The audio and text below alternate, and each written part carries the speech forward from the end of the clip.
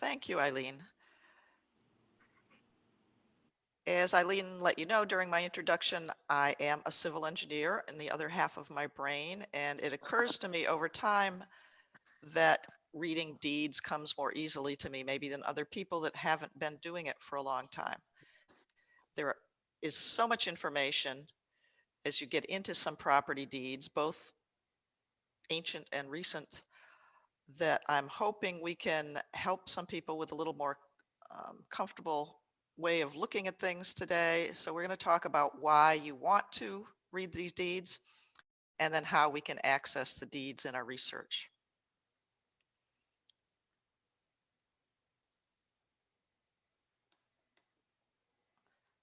So we'll start out with a surveying joke, because land surveyors often say that Mount Rushmore is 3 surveyors and another guy. I think maybe most of us are aware that George Washington did a lot of surveying, but they also give credit to Jefferson and Lincoln. So don't know if that'll make you think of things differently, but long ago, a lot of people were involved in land surveying because they were laying out the cities and towns, the roads, etc., in our expanding colonial period.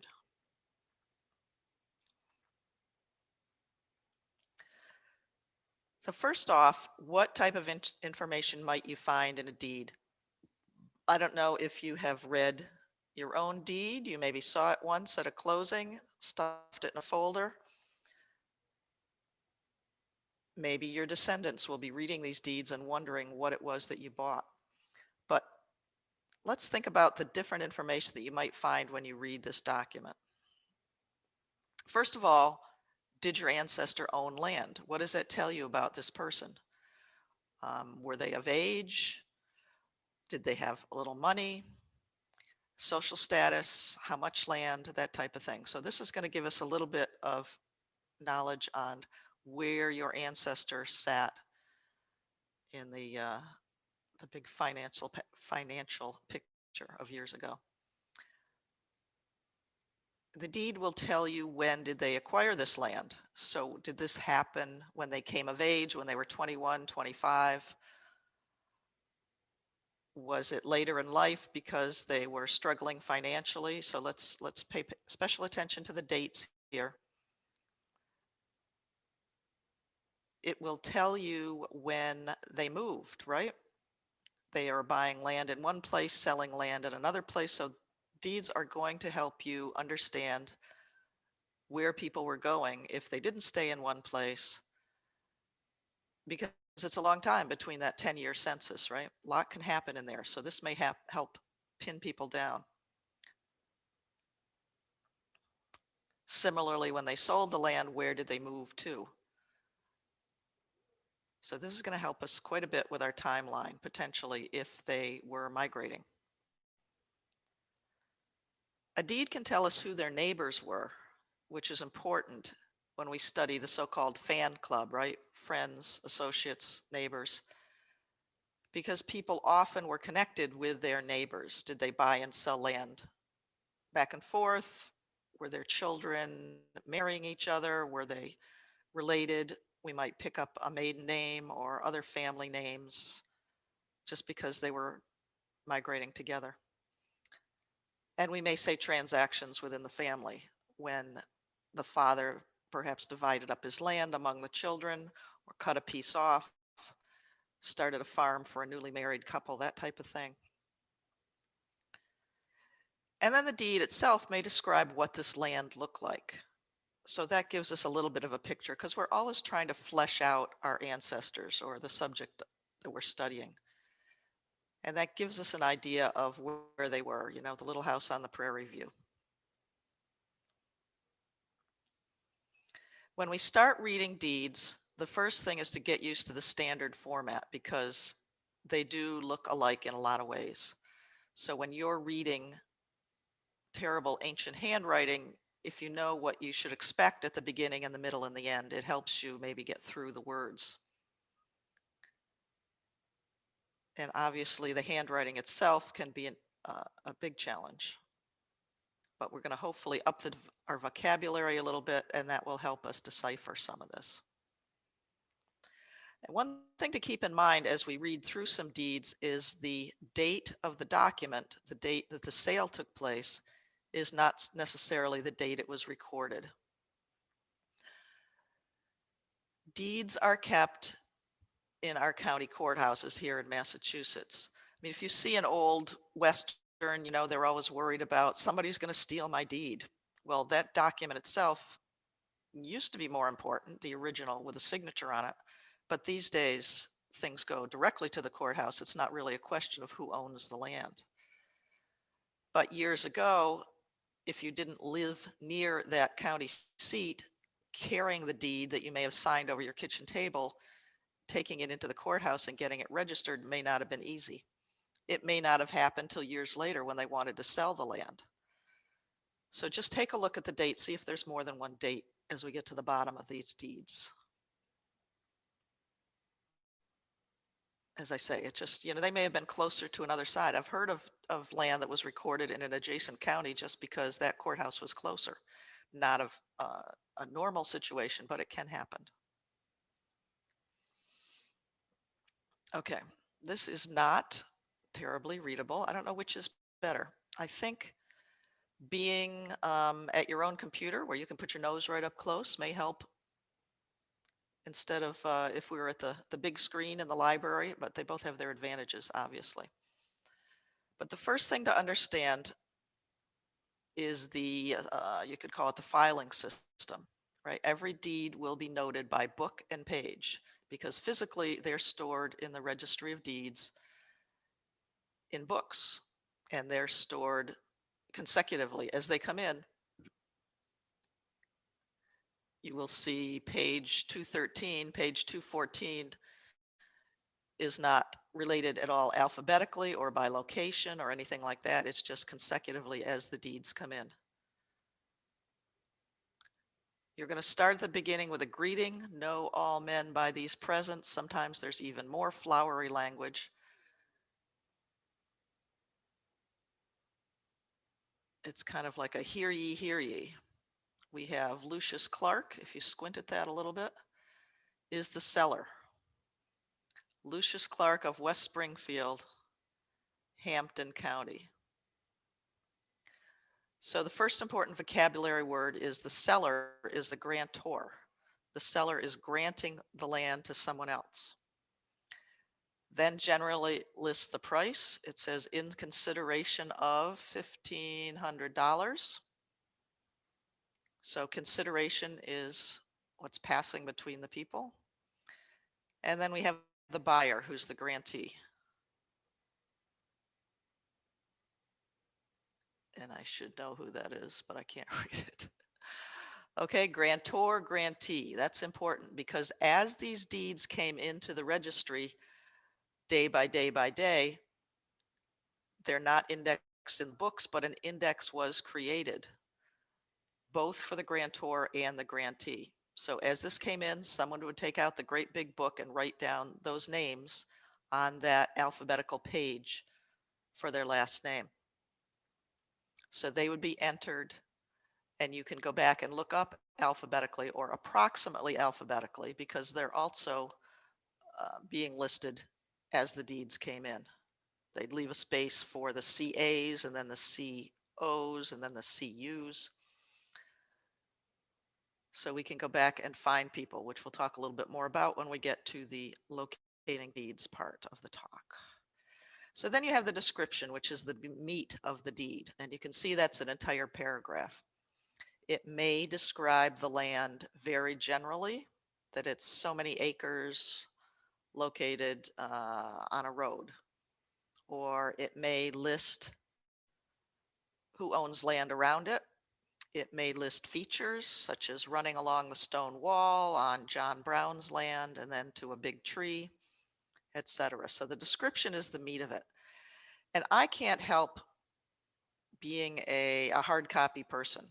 You know, as much as I store these on my computer, I like to print the deed out. I like to highlight it in yellow and pick out the important terms so I can, it's sort of like a transcription or like an excerpt. Sarah, I'm sorry As to I'm looking interrupt, through but I this do have scratchy the handwriting.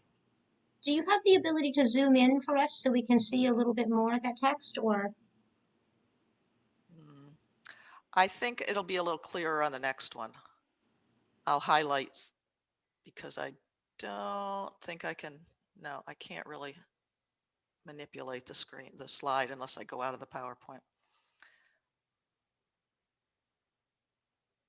So after that description, as I say, that can vary quite a bit, you get some kind of a warranty. It says, I and all my heirs agree that this is your land. They can't come back and take it. So there's, again, more flowery language that talks about why this is actually a sale. It's final. I took your money. This is your land forever and ever. Amen. The bottom third quarter chunk there includes or may include during periods of time the wife's dower rights. This is when things get very interesting if we don't have the wife's name. Because although the woman was not necessarily owning the land, she had a right to a third of his property on his death, and the dower is not implying that this came into the marriage with her. The dower rights had to do with it kind of along with her not being able to own the land. She does have rights until her death, rights to live there, usually if you see in some wills, things like that. So this can be very valuable when you're looking for a woman. And then at the very end is where they fill in at the Registry of Deeds. As I say, it could be a different date. They may, where's my pointer?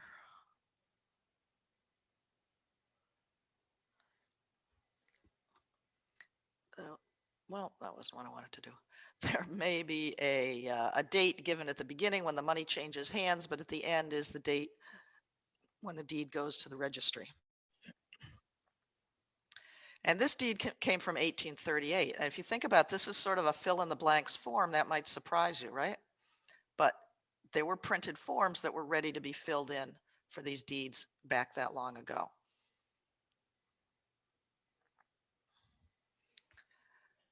This is one that Eileen passed along to me. Excuse me.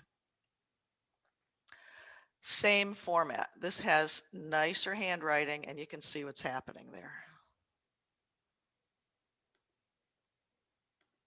Now I have the pointer.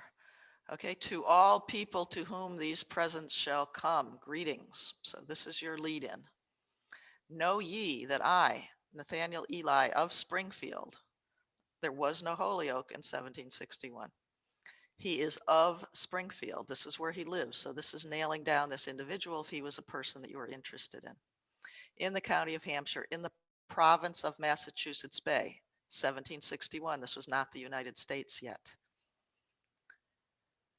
For and in consideration, there's that word again, consideration, the sum of 26 pounds, 13 shillings, current money, right? We don't have dollars, we have English pounds. And next we're looking for the grantee. The person who's receiving the land is William Eastman of South Hadley. So this is placing them both. I have given, granted, bargained, etc., all this flowery language. This is like a little thesaurus. I've sold, released, converted, and buy these presents, do freely, clearly, absolutely, give, grant, bargain, sell, etc. So lots and lots of words. And these are the words I would not be highlighting in yellow because they're not important to this document. Okay, and it goes to William, his heirs, and assigns forever. Here's the description: 40 acres of land being in the township of Springfield, aforesaid, on the west side of the Great River. So we're going to assume that's the Connecticut, aren't we? And that tells us that it was not always referred to as the Connecticut River. Lying near the Great Falls, okay, so we can picture that. Bounding northerly upon the Great River, easterly by the Great River. Now, as you start to look at this, north and east, this isn't necessarily a nice, neat square, is it? But on the north and the east, we have the river. So the river is bending. Then we have on the, which side? Westerly, on the west side, the inland side, by Ebenezer Taylor's land. So we have one neighbor that's called out in this deed. And then on the south, oops, where is it? By an old ditch. Okay, we don't necessarily know what that is. Is it an old canal? It's significant enough to be mentioned, but that gives us an idea of what was happening there at that time. We may find another reference to it in the future. And he also mentioned that Taylor's land on the west may not completely be Taylor's land, but it's what it's reputed to be. So this is a little disclaimer. Okay, so this is very general, but it tells us we're right on the river. It tells us we have 40 acres, and it tells us up above what it cost. So we have an idea what's happening here. We can compare other deeds of that time. We can see what the different values for chunks of land may be. Was this a prime piece? Were they going to farm it? We don't know. But all of those things give us little clues. So those are the types of things I'd highlighted yellow. To have and to hold, so more flowery language that says he has all the privileges to this land. Occasionally someone will retain a privilege such as the right to, they say, pass and repass, which means there's a road or the ability to go to the land beyond it, that they don't want to sell something and make themselves landlocked if they still have some other land. So they may retain some rights. Sometimes there could be rights to a well or a stream or a spring. I've seen deeds that have timber rights to cut the trees for so many years, things like that. And then it goes on onto another page where you'll see a signature and a date, but I didn't copy that page. So this one was a little easier to read. I think this person was left-handed, leaning backwards a little there. And this is one of the deeds that Eileen has in her collection.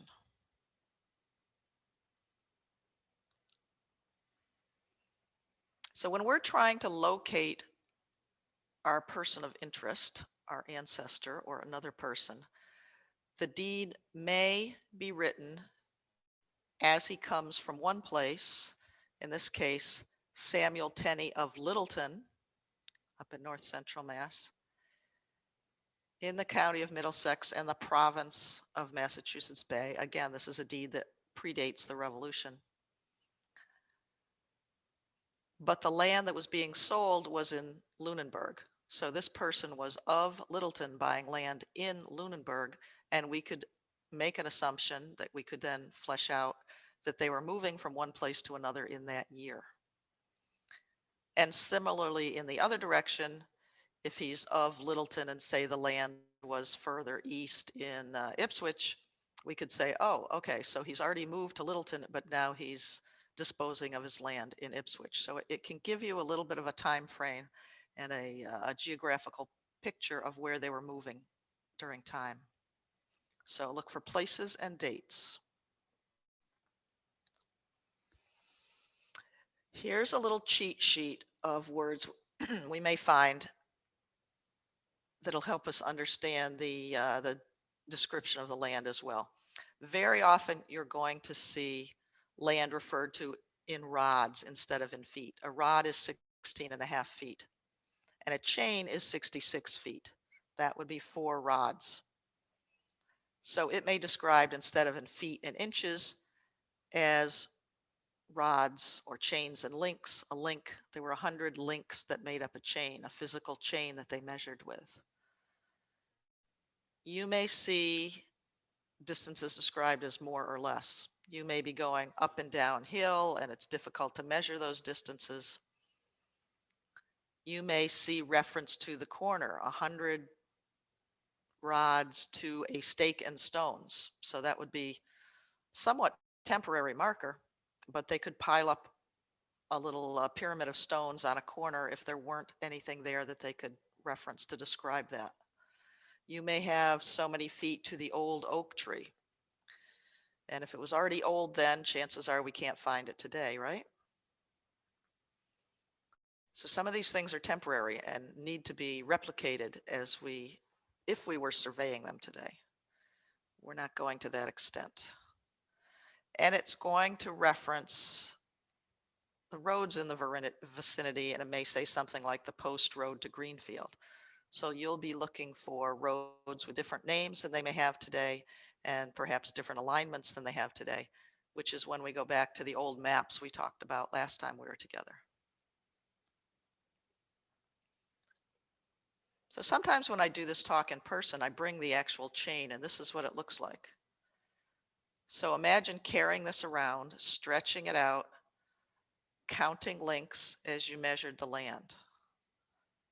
There are even corrections for temperature, right? Because steel can slightly stretch or shrink based on the temperature. I guess based on the temperature this week, it would be very stretchy. But this is what a surveyor was carrying around, and this is why it's called a chain, because it was physically a chain.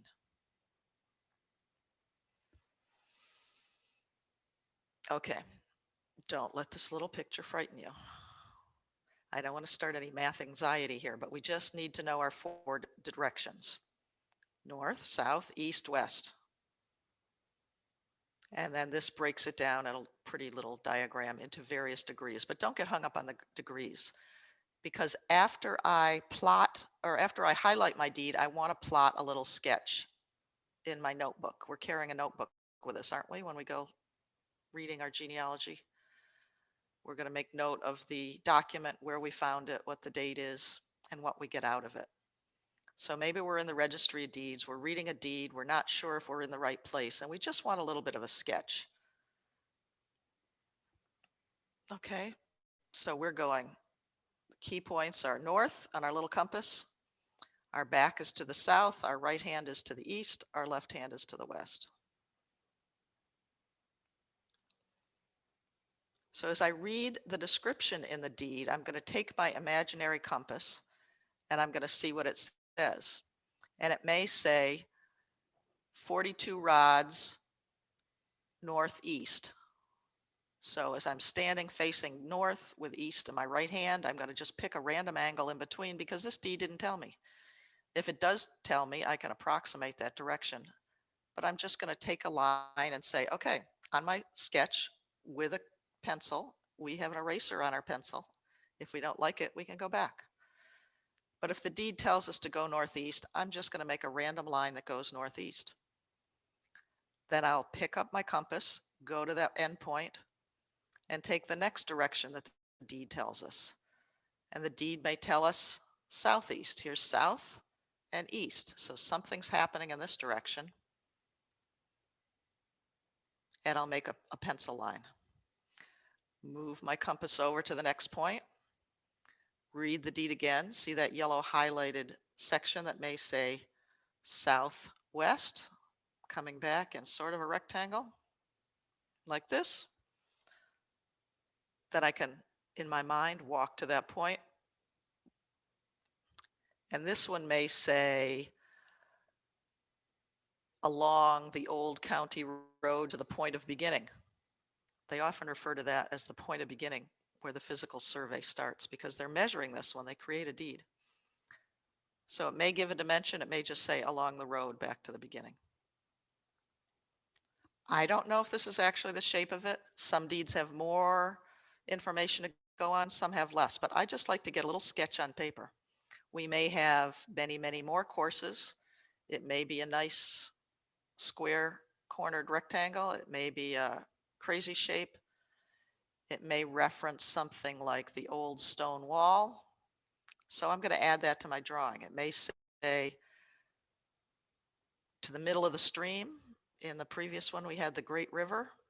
So I'm going to put these on there just very graphically without any attempt to be precise, but I'm going to sketch this up.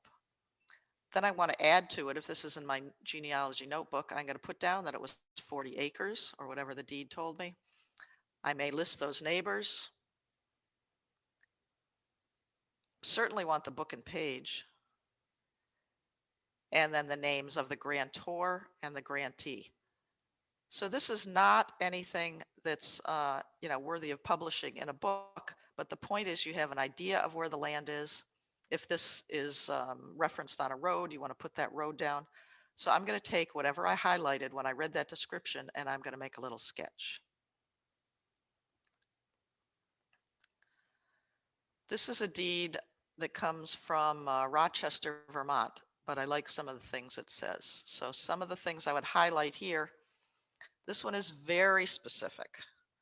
This is the southeast corner of lot number 3 in the second range of lots in the second division for Joseph Tucker. Must have gotten this grant originally. And then it tells us beginning at the southeast corner, running north 7 degrees west. So this is something we could measure if we wanted to be more precise.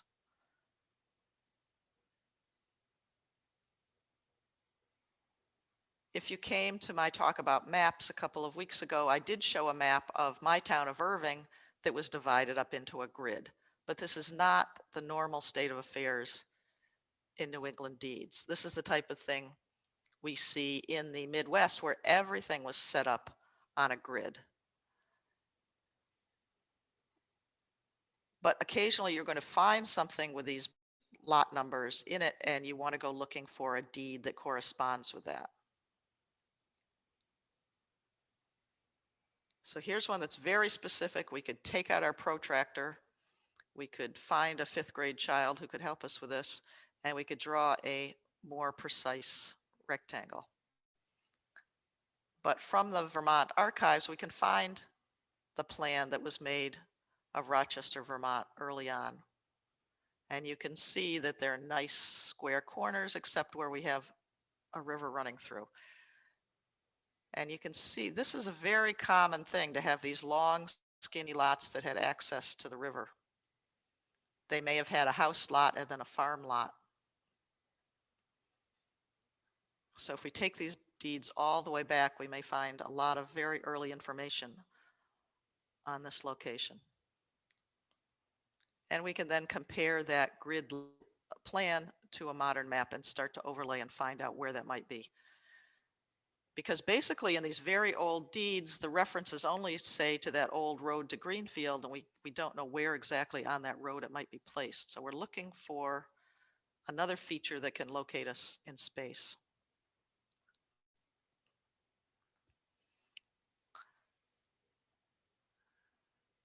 This one is from Connecticut.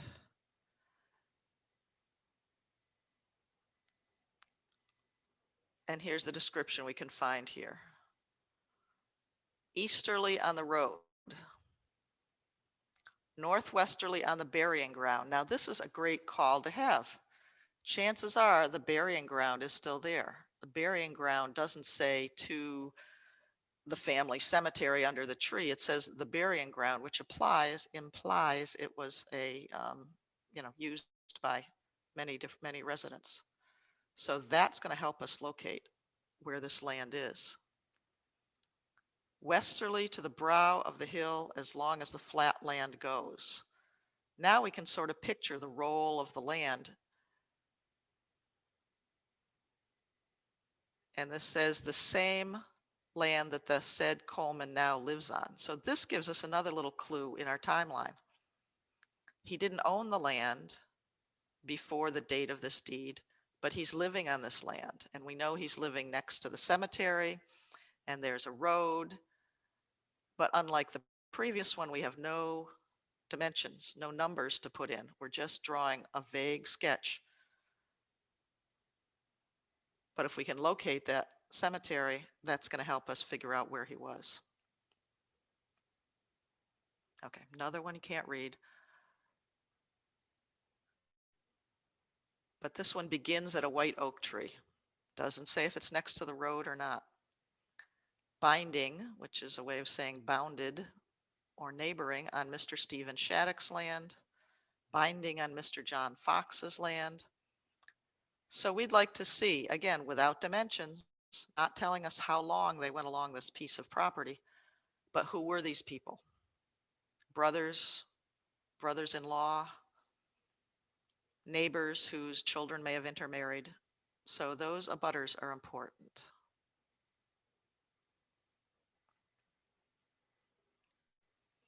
And in this case, this is one from my own family. We have Parker Dole to Jonathan Lawrence. And those names are familiar because Jonathan Lawrence was either his father-in-law or his brother-in-law, because of course he named his son after himself, didn't he? Okay, but again, it's an old one. It's for 20 pounds, lawful money. So these are the type of clues. And again, this goes way back and we still have a printed fill in the blank form. You can see the old style S that looks like an F, and it was even formalized in the printed document. But same thing, we have a greeting at the beginning. We have the name of the seller, the grantor, we have the price, the location, and then we go into a description. So knowing that format really helps you as you start reading multiple deeds, not waste too much time.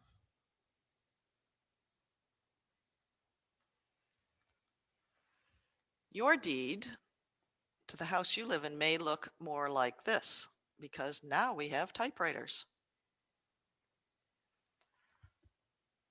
This is a deed from 1986.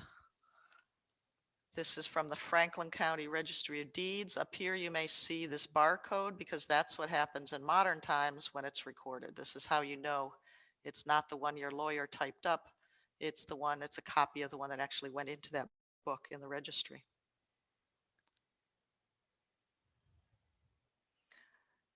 Okay, no flowery greeting. It just says we,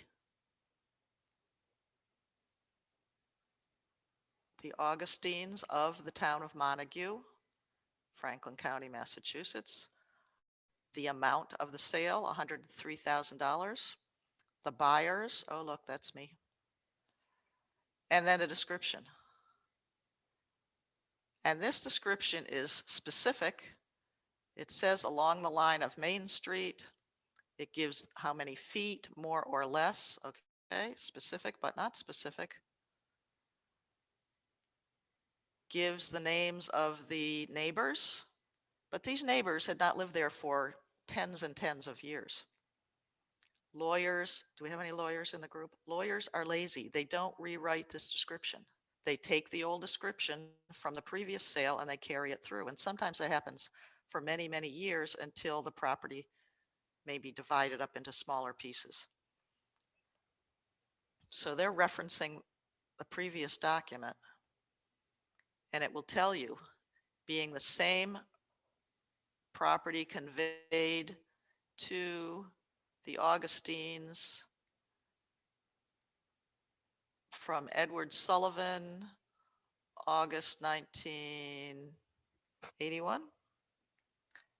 Anyway, this is where we start to be able to do deed research the way we do genealogical research, starting from the present and going backwards. This book and page that you see at the top of the page references the previous book and page. So we can go back and read the previous deed, which I'm 100% sure will include this entire description unless somebody types it wrong, because that happens over time. We're human. But you can see the same format. You can see this, you can imagine it being typed on a typewriter in the lawyer's office. We have the signature of the sellers here, and we have the Registry of Deeds, which actually happened the same day, 1986, December 30th. So modern deeds generally get registered the same day that the transaction takes place. And in the margin, you will see book and page references to mortgages.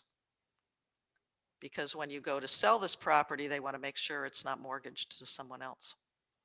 So this is a modern format of a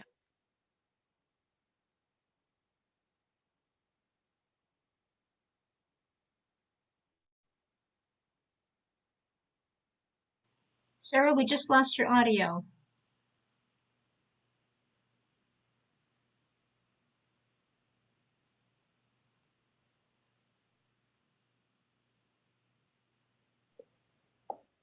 Audio, how's that? That's much better. Okay, plug it in and plug it out. That's the usual solution, right? So if you want to look up a sentence or two, you were just showing us the book and page numbers along the side. Sure. So these will be references to a mortgage on the property. And when the time comes to sell this property in the future, these are important to check and make sure that they can in fact sell it, that it's not, that there aren't mortgages to pay off to someone else. So same format, modern deed, old description though. This is going to give us a historical perspective as to who may have been the neighbors years ago.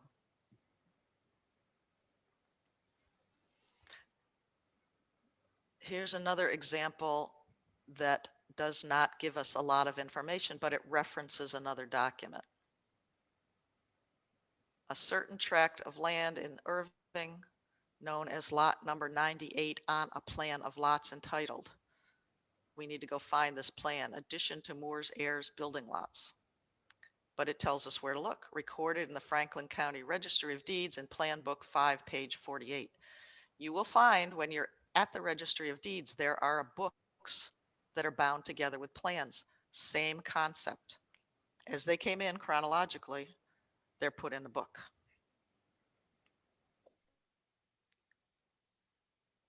Book number 1, okay, so this goes back quite a ways. Being the same premises, so this is also referring back.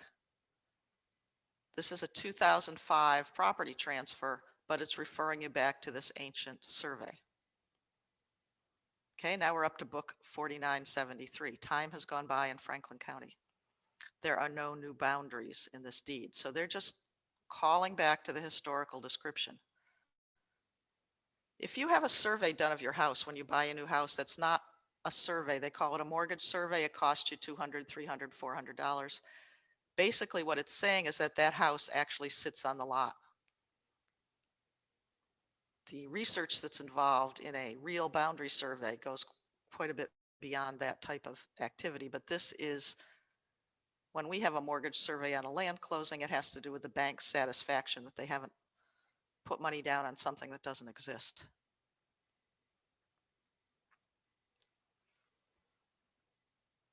You may want to check out this website.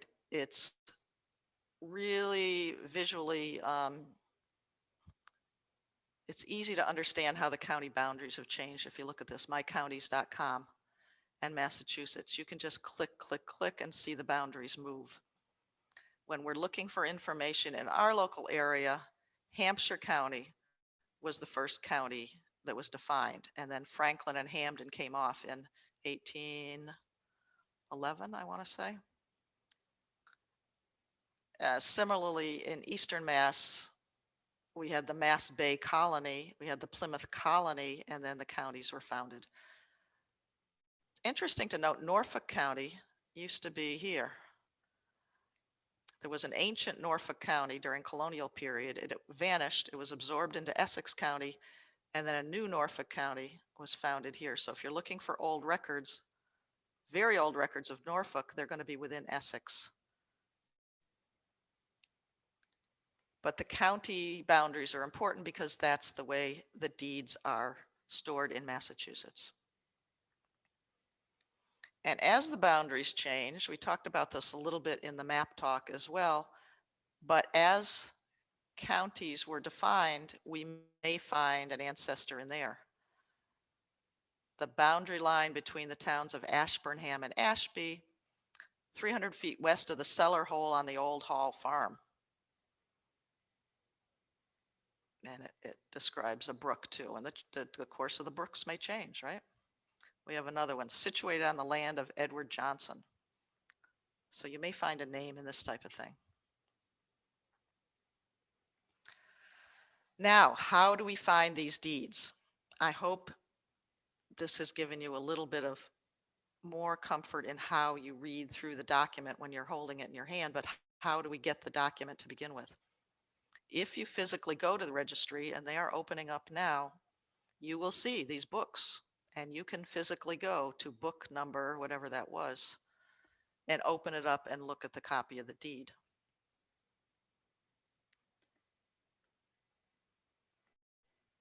you will see these indexes that go back. In this case, if you're in Franklin County, that didn't exist at the beginning of time, they also have available the abstracts or reduced copies of some of the information that goes back to when it was Hampshire County.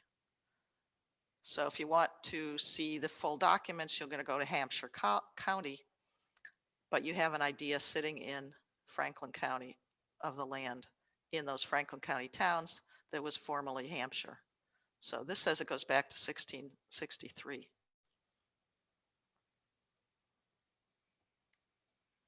So I love to take a field trip to the Registry of Deeds. I've done it before, and you can see these volumes. They're heavy. They're on those little rollers you see as you slide them out of their storage area. However, things are being digitized. Oh, this is in the index. As I say, as things come in, they open the page for the M's, Marshall, and they start writing down consecutively as this person sells land. This is a grantee index. If you're looking for when your ancestor sold land, look for that name in the grantee index. If you're looking for when your ancestor bought land, there's a companion book, the grantor index, where the grantors are alphabetically listed. In this case, we're in the M page. We have the Marshalls, Simon, Thomas, Timothy. Okay, they're alphabetical by first name as well.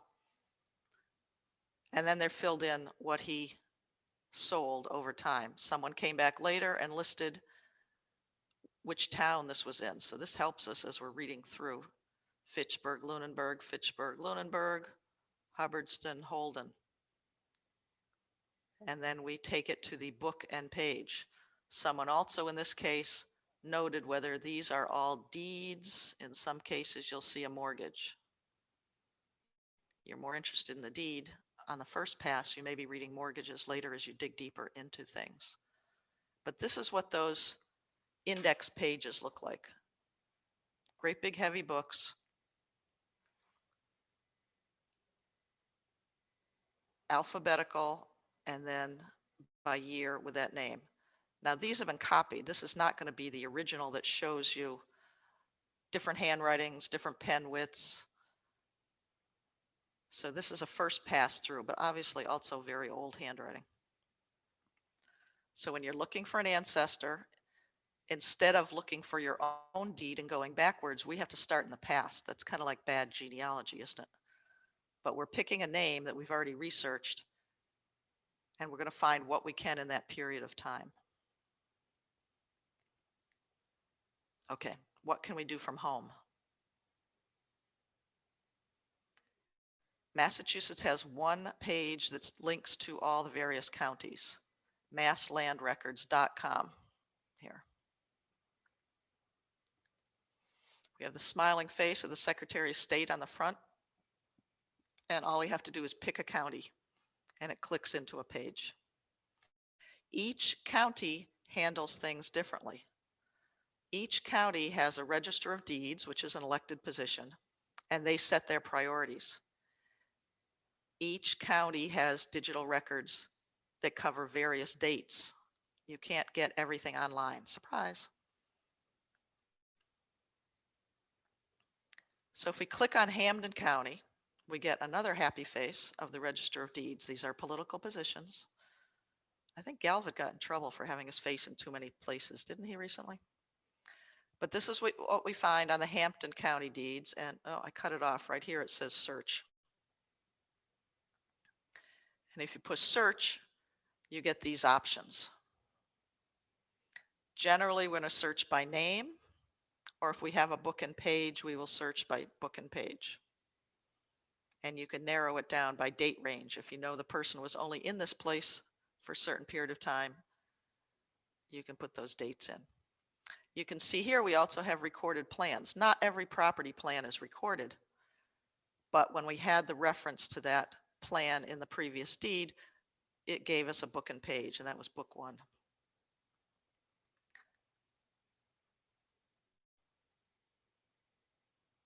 So the next screen allows you to type in that first name, last name, and it'll tell you how many deeds they find in this name. The Franklin County page, as well as the Hampshire County page, look very similar. They must have used the same software company. Okay, Register of Deeds, smiling face, various options here. We can search by name right off the bat, first name, last name. I couldn't capture this drop down, but if you look for the search criteria, you will find book and page, you will find plans versus deeds, and you will find the grantor-grantee indexes. You can search the records that have not been digitized, and I think they go back to the 60s in Franklin County. You need to pretend you're physically in the Registry of Deeds and then go look at those index books. And the index books will not go to the exact page your person is on, but it'll go to that alphabetical letter, a number of pages for M or H or whatever you're looking for. So you will then find a book and page, come up here to the top, and this is the key. There's a tab under search criteria that says unindexed land.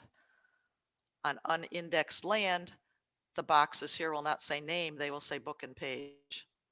And with those book and pages, you can go back and back and back, sometimes into the 1600s. If you start to play with this and get lost, drop me an email. I'd be glad to help. It's a process. You have to spend a little time with it, but Franklin County is excellent. They go all the way back. Hampshire County is, as I say, the same look. Their digitized deeds are not quite as far back, but if you work at it, you'll find what you're looking for, and you may physically have to go there. I've looked in various places. Again, you need to go to the county website in other states, see what you can find. In Vermont, deeds are registered by town. I've had email conversations with town clerks who have found things based on their own indexing system.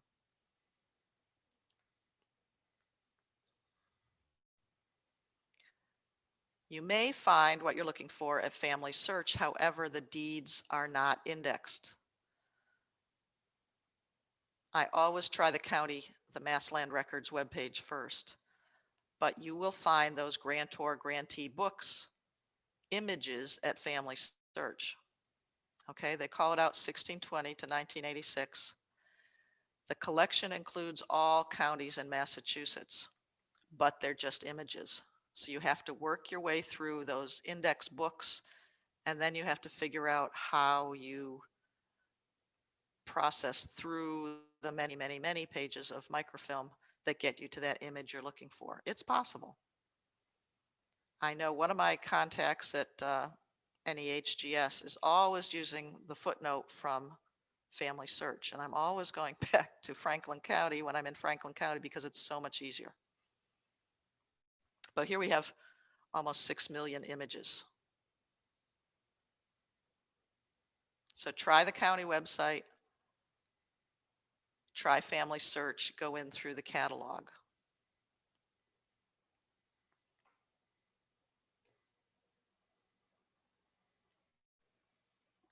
I mentioned the plans, it's the same process. Instead of, well, in addition to by name, they may be found by name, but they will be found by street name. So it may be worth taking a look for a plan of the street you're looking at by street name. And you will find maps that were made at various periods in time.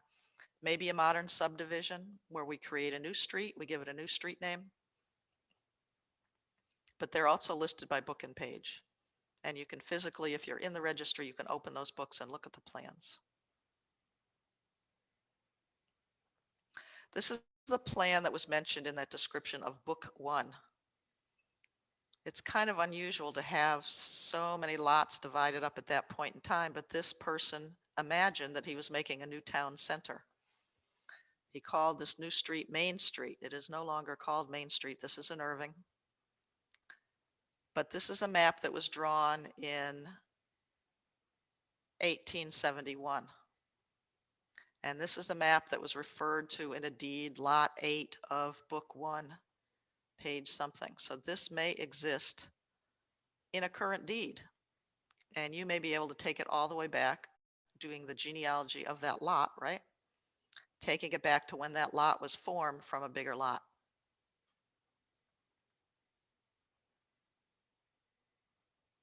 And in this case, we can locate it maybe from the railroad. The railroad isn't going to move. The Miller's River isn't going to move. So this will help us define where this property was, because the road names did change. A final note on how land is transferred. It's not always a buyer and a seller. Sometimes land is transferred by inheritance. If you're looking in a probate file, you may find something like this schedule of real estate. This is the fellow whose land was subdivided in that previous plan. His home farm in Irving was worth $6,000, and it was divided into many, many lots and given to his children. But this fellow owned a lot of land. And if we want to understand his estate and what he had done during his lifetime, we would go looking for his lot in Montague called the Anderson lot. Well, that was bought from the Andersons. His lot in Wendell, known as the Austin Place, those were his in-laws. A lot in Montague with Mills, the Mill Place. A lot in Grout's Corner. We need to know that Grout's Corner was a former name of Miller's Falls.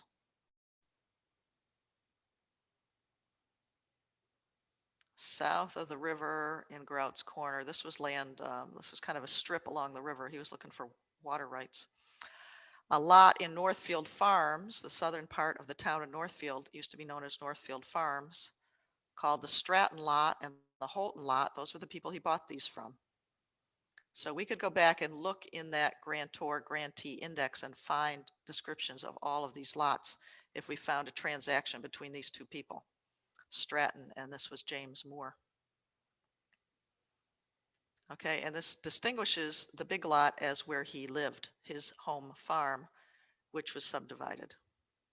This was $17,000 worth of real estate in 1868. He had done pretty well for himself.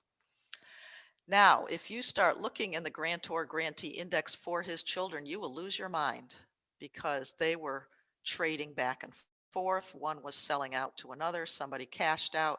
Somebody sold lots one by one by one. That's the kind of work that a title searcher does. It would, I'm serious, pages and pages, you would lose your mind. However, if we can look at when the land came into the family instead of when it went out of the family, we're going to understand it a little better. You will not find a deed for a parent to a child in their will or in their probate. So this is where you can lose the trail as you're taking a deed back and back and back. Then you might want to look at their parent and find them in the index and compare descriptions. So there's a lot to this. There's a lot you learn as you go through it step by step. You may want to just take your own modern deed and go back a few by book and page, and they'll refer to the previous book and page and see where that takes you, just to get some practice. You'll want to recognize the format. Knowing the format, it will help you understand some of the terrible handwriting. And you may just get lucky and find all kinds of detail. Like any other records we search for in genealogy, you may get nothing. You may get something you were really hoping to find. With love and affection to my daughter. Instead of a price of a land, it may help you nail down when she got married. The land is going to her husband or to her. Occasionally deeds were written in a woman's name years ago. What did that mean? That was family land. They were making a statement it was in her name. So just think about what all these clues are telling you, just the way we do with every type of genealogical record. Right? There are lots and lots of pieces of the puzzle. Some have more information, some have but you don't want to write off the potential for reading deeds and finding more information about your family.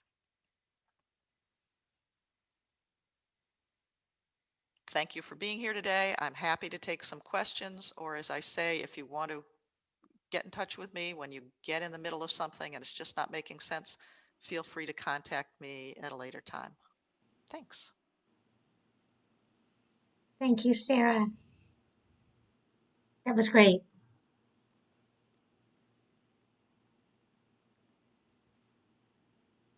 Watch for some questions coming in. I also wanted to mention, well, I've done search in the Hampden County Registry just online, mostly for Holyoke related materials. So since Holyoke was founded in 1850, uh, I haven't tried to go back to those early deeds. But if anyone is looking for Holyoke property and needing to get started with that, I can certainly help. They can contact me at the History Room.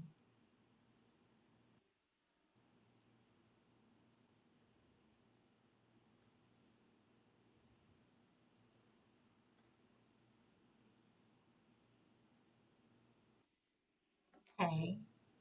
So there's a question, what does assigns mean? Yeah, it's usually paired with heirs and assigns. Hmm. So it could be a temporary assignment, such as those woodlot, that type of thing. So it's saying that nobody has any claim on this land once I sell it to you. So it's in line with the heirs. The heirs would own it in the future. The assigns would maybe have rights that are terminated at the end. You might see assignee.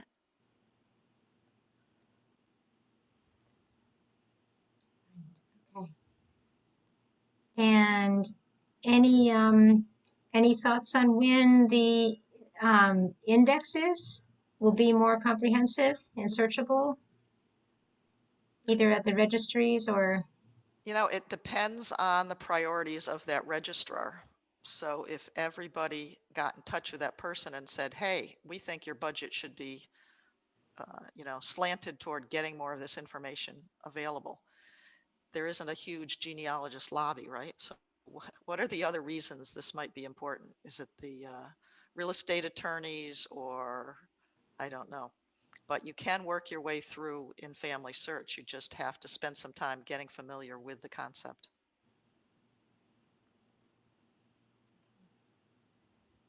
So there's another question here, Sarah.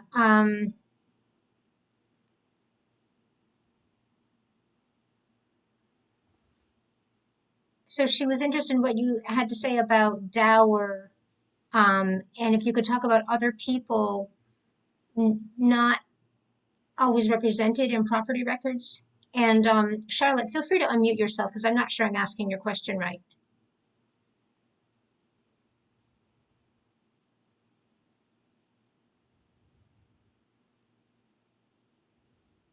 Oh, her mic is broken. Okay. Okay. Um, so I'm just going to Sure. read what she said. Can you read her? I'm looking at it, wondering if, like dower, there are other specific tells for people not typically represented in property records, such as women, people of color, other people who do not have property. You know, the dower is a specific right in the law that I'm sure was put in those forms because it had come back to bite people in the past. Say, the husband sold everything off, cashed out, disappeared, something like that. The woman might have some rights to it. There are definitely deeds to people, by people of color. They are often noted in the deeds. I've seen places where historians had gone through looking for those words and kind of extracted those certain deeds out so they could study them. So it's really a matter of reading every word, unfortunately.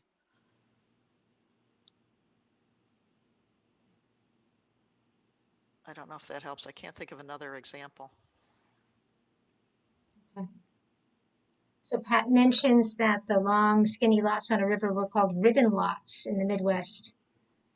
Um, Also, I think alerts us to the fact that if their ancestors have spread out, things are going to be different in different states and counties, right? Some of the language might be different, some of the Exactly. conventions. And I like to circulate this talk because things are very different in New England. A lot of the deed information we get from conferences really has to deal with that Midwestern land grants, the rectangular system. Everything has a spot in time and space.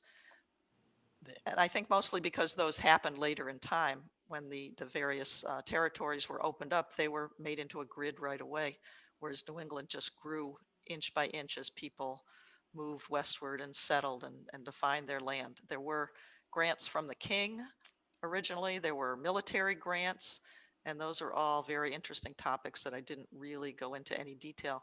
So I think if you're really digging into a certain area, you're going to want to look at that. And I know places like Legacy Family Tree Webinars has lots of different options, talks by various people that are both free during the week that they're given, and by subscription you can go back in and just look for a lot of deed talks. So and I haven't even touched on down south, where we had massive land holdings, things like that. So there's a lot to it. I'm really focused on what's happening in our more local area, and should be enough to keep you going for a while. So someone made a really good comment here that there are other tells and deeds that have to do with people's class. So yeoman, for instance. Yeoman. Yeah, we did see yeoman. And it used to be that you had to own land to vote or to participate in a town meeting. So that's something else that tells you if your ancestor was participating in the government early on. The dower, there's a question, the dower rights would be the rights of the grantor, the seller. They want to make sure that she didn't lose anything that might be coming to her. Then the same thing would happen on the other side, depending on the time period. The women's property rights changed mostly during the second half of the 1800s into the 1900s. But the dower right was the trying to protect the wife from having everything sold out from under her.